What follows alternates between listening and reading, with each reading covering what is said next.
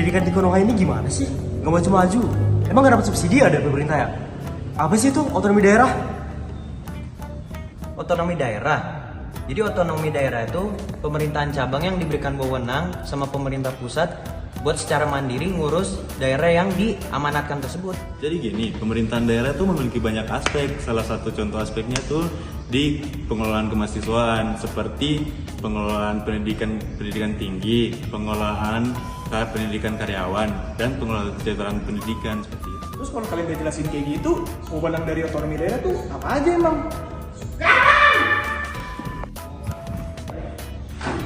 Gampang itu mah. Wewenang pemerintahan daerah yaitu berupa mengurus urusan pemerintahan yang dikirim oleh pemerintah pusat. Yang kedua yaitu mereka membimbing dan mengatur potensi dari suatu daerah. Dan yang ketiga, mereka memberi pelayanan bagi masyarakat pusat. Gitu. Oke, untuk selanjutnya saya akan menjelaskan mengenai otonomi khusus. Beberapa daerah di Indonesia sudah lama dikenal memiliki kelompok-kelompok perlawanan yang ingin memisahkan diri dari Negara Kesatuan Republik Indonesia. Di Aceh, kelompok perlawanan ini dikenal sebagai Gerakan Aceh Merdeka atau yang biasa kita sebut dengan GAM. Di Papua juga ada disebut sebagai Organisasi Papua Merdeka atau OPM. Dan di Maluku ada Republik Maluku Selatan yaitu RMS. Kelompok-kelompok separatis ini sudah sejak lama melakukan perlawanan bersenjata bahkan sejak masa pemerintahan Presiden Soekarno. Pada masa pemerintahan Presiden Soeharto, kelompok-kelompok separatisme itu disebut dengan istilah Gerakan Pengacau Keamanan atau GPK. Pihak militer yang pada zaman itu disebut sebagai ABRI, ketika itu berhasil menekan gerakan ini sedemikian rupa untuk mewujudkan stabilitas di daerah tersebut. Pemerintah melancarkan berbagai operasi militer secara intensif kepada berbagai kelompok bersenjata itu, sehingga terkadang menimbulkan korban jiwa dan penderitaan rakyat yang tidak berdosa. Dari banyak pihak menilai, latar belakang munculnya kelompok-kelompok separatis ini bersumber dari berbagai kebijakan dalam penyelenggaraan pemerintahan pada masa lalu yang menitikberatkan pada sistem yang terpusat dan dipandang sebagai sumber bagi munculnya ketidakadilan dan kehidupan berbangsa dan bernegara. Penilaian ini tampaknya masih perlu diuji melalui penelitian. Apakah benar letak persoalan ada pada ketidakadilan? Hal ini mengingatkan hanya di daerah tertentu saja terdapat perlawanan bersenjata. Yang dimaksudkan yang paling militan ada di Aceh. Jika ketidakadilan yang menjadi persoalan, seharusnya gerakan perlawanan bersenjata akan muncul pula di Riau, Kalimantan, dan lain. Itu berpotensi. Oke, saya lanjut. Berdasarkan latar belakang ini, pemerintah pusat memberi otonomi khusus kepada beberapa daerah pada dasarnya bertujuan untuk meredam gerakan separatisme untuk tidak semakin meluas.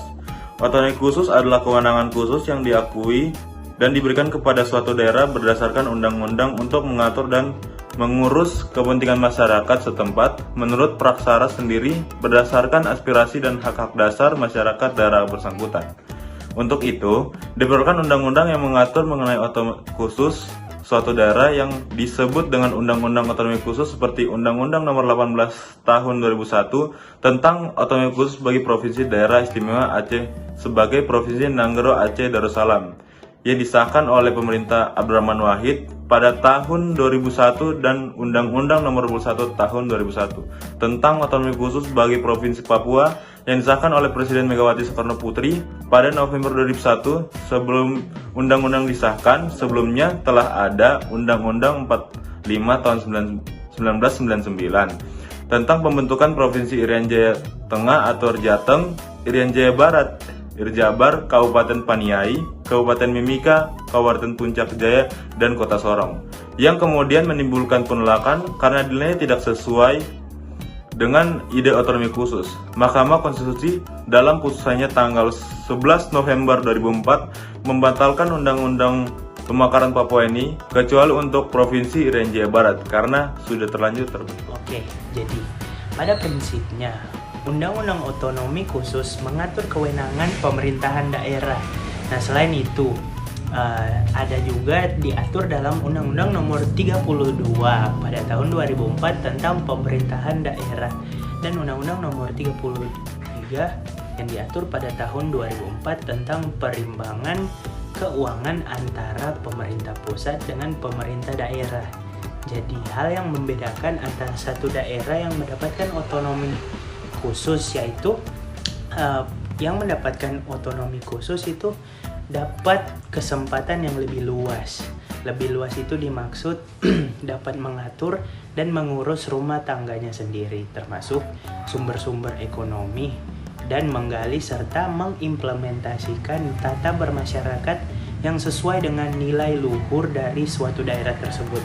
Nah, jadi untuk hal yang terakhir ini dibentuk suatu lembaga khusus di daerah dengan otonomi khusus seperti Wali Nangroe dan Tuhanangroe di Aceh, dan juga contoh lain Majelis Rakyat Papua di Provinsi Papua.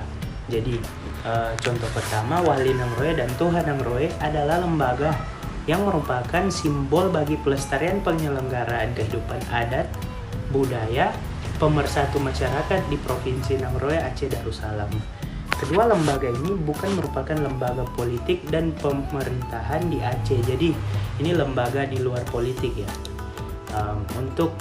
Sedangkan sementara itu Majelis Rakyat Papua atau MRP secara singkat itu merupakan representasi kultural orang asli Papua ya, yang memiliki kewenangan tertentu dalam rangka melindungi hak asli orang Papua. Berbeda dengan Wali Nangroe ya dan Tuhanangroe di Aceh, MRP merupakan lembaga politik karena memiliki tugas dan wewenang antara lain memberikan pertimbangan dan persetujuan terhadap calon gubernur dan wakil gubernur yang diusulkan lembaga legislatif daerah atau disebut Dewan Perwakilan Rakyat Papua atau DPRP, dan memberikan pertimbangan dan persetujuan terhadap peraturan daerah khusus atau secara singkatnya Perdasus Papua. Jadi ini di Papua ini memiliki contoh Majelis Rakyat Papua. Nah, mereka itu seperti kelompok politik ya, untuk tugasnya di sini memberikan pertimbangan dan persetujuan terhadap bakal calon gubernur dan wakil gubernur dari Papua. Jadi begitu. Daerah dengan otonomi khusus mendapatkan akses terhadap sumber-sumber penerimaan yang lebih besar. Daerah otonomi khusus menerima apa yang dinamakan penerimaan provinsi dalam rangka otonomi khusus, yang tidak diterima daerah lain yang bukan daerah otonomi khusus. Untuk Provinsi Aceh, zakat juga menjadi sumber pendapatan asli daerah yang dinilai hampir sama dengan pembayaran pajak. Bagi masyarakat yang membayar zakat, dapat mengurangi kewajiban membayar pajaknya tetapi tidak meniadakan sama sekali kewajiban membayar pajak. Penerimaan dalam rangka otonomi khusus ini berupa tambahan penerimaan dari hasil sumber daya alam yang dihasilkan di wilayah tersebut. Untuk Provinsi Aceh, misalnya, penerimaan dari hasil sumber daya alam dalam rangka otonomi khusus setelah dikurangi pajak adalah 55% untuk pertambangan minyak bumi, yang dimana daerah lain itu hanya 15,5%, dan 40% untuk pertambangan gas alam, yang dimana daerah lain itu hanya 30,5%. Ketentuan ini berlaku selama 8 tahun sejak berlakunya UU Otonomi Khusus Aceh, dan setelah itu pemberian tambahan penerimaan menjadi sebesar 35% untuk pertambangan minyak bumi dan 20% untuk pertambangan gas alam. Sementara untuk Provinsi Papua, porsinya lebih besar lagi, yaitu masing-masing 70%. Untuk Provinsi Papua, ketentuan ini berlaku selama 25 tahun dan setelah itu menjadi masing-masing 50%. Pada saat pembahasan undang-undang ini di DPR, Provinsi Papua diminta untuk diberikan pembagian yang lebih besar dengan pertimbangan masyarakat Papua dianggap lebih terkebelakang dibandingkan Aceh sehingga memerlukan dana yang lebih besar untuk pembangunannya. Poin-poin penting lain dalam Undang-Undang Papua antara lain calon kepala kepolisian daerah atau Kapolda yang akan ditempatkan di Papua harus meminta persetujuan dari Gubernur Papua, sedangkan bendera Papua disepakati sebagai lambang kultura, bukan simbol kedaulatan. Selain itu, dalam rangka pemantapan persatuan dan kesatuan bangsa di provinsi, Papua dibentuk Komisi Kebenaran dan Rekonsiliasi yang bertugas untuk melakukan klasifikasi sejarah Papua untuk pemantapan persatuan dan kesatuan bangsa dalam Negara Kesatuan Republik Indonesia serta merumuskan dan menetapkan langkah-langkah rekonsiliasi.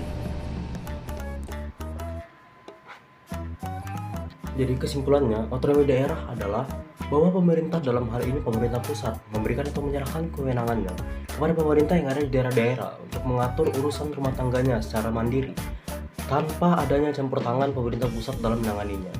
UU ODA memberikan kekuasaan penuh kepada daerah untuk mengelola daerahnya dengan baik. Pemerintah tidak lagi bersifat sentralistik, tetapi desentralistik.